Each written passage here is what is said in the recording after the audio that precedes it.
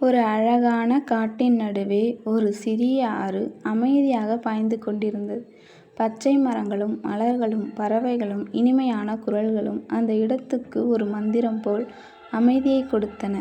அந்த ஆற்றங்கரையின் ஒரு சிறிய ஓரம் எறும்பு ஒன்று தன் வேலையை செய்து கொண்டிருந்தது. ஆனால் திடீரென அந்த எறும்பு வழுக்கி ஆற்றில் விழுந்து சிறிய எறும்பு நீரில் மிதந்து போராடியது. அலைகள் அதை பின்தள்ளின. அவளுக்கு உயிர் பிழைக்க முடியாதது போல் தோன்றின. அதை பார்த்திருந்த புறா ஒரு பச்சை இலையை எடுத்து எறும்பு இருக்கும் இடத்திற்கு எறிந்தது. அந்த இலை நீரில் மிதந்தது.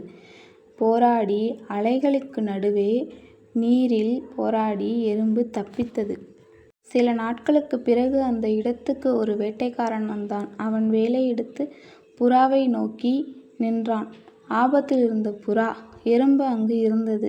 சிறிதும் யோசிக்காமல் வேட்டைக்காரனின் காலை கடித்தது. வலியால் அவன் திடுக்கிட்டான். அச்சத்தத்தை புறா விரைந்து பறந்து உயிரை காப்பாற்றியது. அந்நாளிலிருந்து எறும்பும் புறாவும் இணைபிரியா நண்பர்களாக வாழ்ந்தன. இந்த கதை உங்களுக்கு பிடித்திருந்தால் சப்ஸ்கிரைப், லைக் செய்யவும். தேங்க்யூ.